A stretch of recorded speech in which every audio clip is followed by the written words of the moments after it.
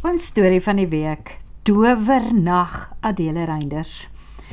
Laurie Adendorf het haar alie afgewerk aan 'n projek. Sy het byna niks geslaap verlede week of die afgelope naweek nie.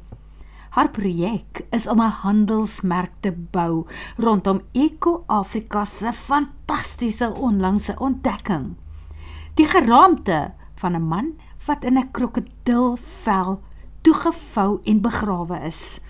Dit is sekerlik die bewys van die bestaan van krokodilmanne.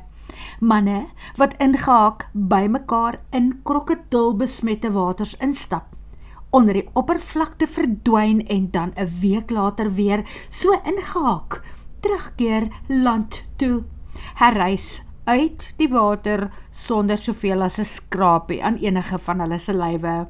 Maar helaas, Gus O'Connor, die hoof van die span wat die impakstudie daar doen, storm vanoggend Eko-Afrika se kantore binne en piepie haar batterye se pole sopnat.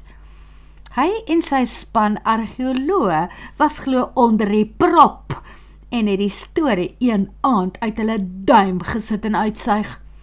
Geen wonder, sy is lus om hom met 'n potplant oor die kop te moker tydens hulle eerste ontmoeting nie.